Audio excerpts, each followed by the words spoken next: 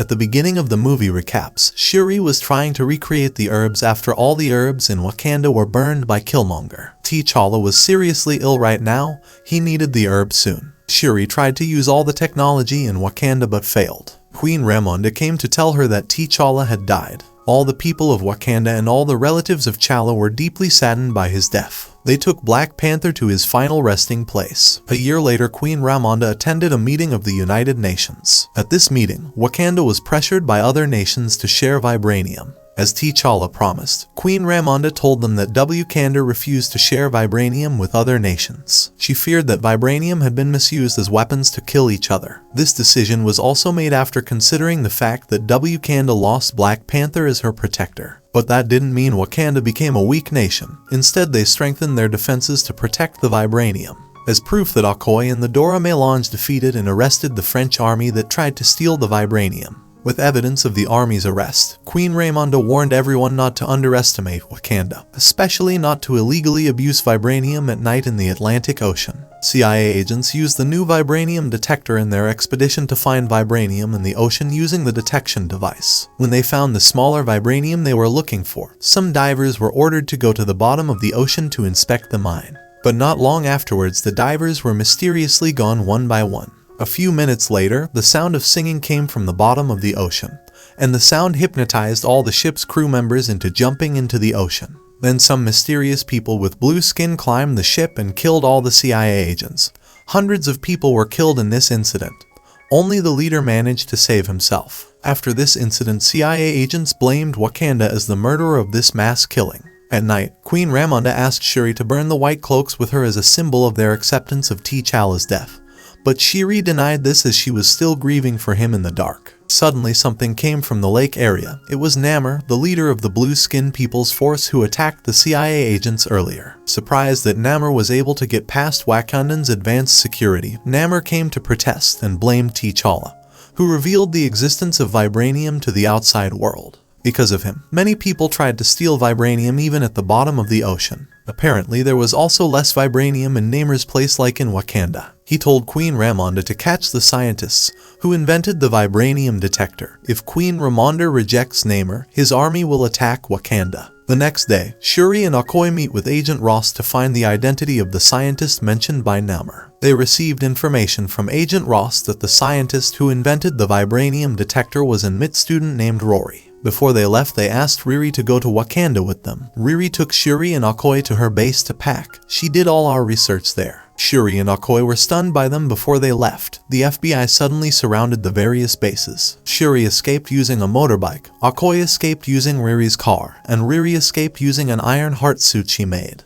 When they managed to escape from the FBI, they were suddenly attacked by Namor's army. The leaders of the army called Attila and Namor killed all the FBI personnel and fought Okoye. Okoye was eventually defeated as she could not fight their entire crew alone. Riri and Shuri were then kidnapped and brought by Namor's army to an underwater kingdom called the Talokan. In Wakanda, Okoye reported on everything that happened. She was defeated by Namor's army while trying to protect Princess Shuri. Unfortunately, Queen Ramonda did not accept her apology and Okoye was fired. Then Queen Ramonda visited Nakia, who lived in Haiti. She told her that the Shuri had been kidnapped, so she asked for her help in finding the Shuri. Not long after, Nakia received information from the local people about the location of the Talokan kingdom. At the same time, Shuri was brought to meet Namor. Shuri told about his origin. Apparently, Namor's mother lived hundreds of years ago, who was pregnant and suffering from a mysterious disease. She and other local people were given medicine in the form of a liquid herb found at the bottom of the sea. The herb was similar to the herb in Wakanda, except this one was blue after Namor's mother, and the local people drank their skin blue. They also couldn't breathe normally in the country. But Namor was the first human born after that mysterious incident. Namor grew up as a special child and was gifted with a special superpower and small wings on his feet. Before Namor's mother died, she said she wanted to be buried in her village. That's why Namor and others came to the country to bury his mother. But when they arrived at the village, they were surprised to find that many of the villagers had been enslaved by the Spanish colonial army. Namor was enraged when he saw this and killed them all. Ever since that incident, Namor hated the human race. He had a great ambition to rule the world. He asked Wakanda to cooperate with him. If Wakanda refused, they would be the first nation to be destroyed by Namor. Then Namor invited Shuri to go see the beautiful view of Talokan Kingdom. He also gave Shuri a bracelet because she was the first person to see Talokan Kingdom. During their conversation, Namor suddenly got a call from Queen Ramonda. It was just a strategy after Namor left. Nakia came to save Shuri and Riri. What Nakia did was considered a declaration of war by sea. He gathered his army to attack Wakanda. In Wakanda, people live their lives in peace. M'Baku patrolled the area and Ikea met Okoye. Then Namor and his army broke through the Wakandan defense wall and attacked Wakanda from the many directions that caused them trouble. Then Queen Ramonda ordered her army to evacuate any people who survived this attack. M'Baku tried to fight Namor's army but was eventually defeated by Namor. She came with a plane and shot Namor but failed because Namor was moving so fast. When he was underwater, Namor attacked them with water which drowned Queen Ramonda and Riri Williams. Queen Ramonda, who was still conscious, and tried to save Riri but unfortunately died. Because of this, Namor did not regret what he had done, warning Wakanda that he would return in a week if they refused to bring him an angry Williams. The death of Queen Ramonda ensured that he became the only heir to the throne still alive. Shuri was still furious and not wanting to mourn for too long. She tried to continue her herb research, so she could have the Black Panther superpower and avenge the Talokan Kingdom. Shuri used a piece of the bracelet Namor gave her. She thought the bracelet was also made of herbs. Shuri and Riri worked together to create various weapons.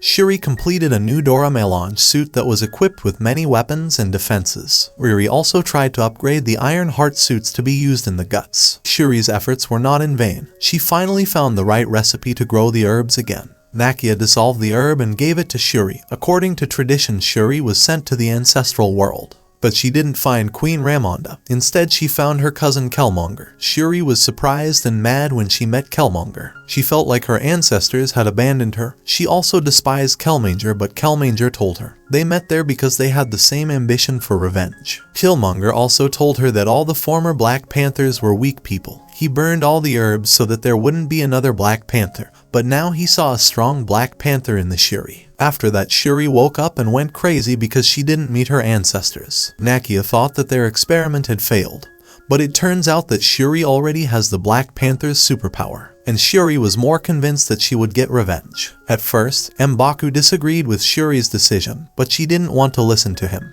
The next day, the Wakandan army prepared to attack the Talokan Kingdom. They were heading to Talokan using a ship. When they arrived in the middle of the ocean, Shuri lured Namor and his army to surface. The arc between the two kingdoms finally started. At the beginning of the battle, Wakanda attacked Talokan. Tirelessly, they realized that there were many members of Talokan's army. From other directions, Riri with her Iron Heart and Shuri with her Black Panther fought directly with Namor. Shuri was able to trap Namor by luring him into the plane. She prepared to defeat Namor. Shuri planned to take Namor to the desert so they could fight. After learning that Namor was captured, M'Baku orders the Wakandan army to retreat. But Namor blows up their ship's machine, so they couldn't go anywhere in that situation. Then the Talokan army turned things around and surrounded the Wakandan army. At the same time, Namor and Shuri got into a wild bow in the hot desert. Namor was strong. He could still fight and spear Shuri. After that, Namor tried to return to the ocean as he was in dire need of water. Shuri managed to remove the spear from her body and burn Namor's body. When she tried to kill Namor, she suddenly had a vision from Queen Ramonda. The queen asked Shuri to let Namor go because she didn't want any bloodshed in their battle. Namor eventually submitted to the Shuri and agreed to be a friend of Wakanda. This decision caused the Talokan army and the Wakanda army to become allies and reconcile with each other. After this bout, Wakanda finally grew their herbs again.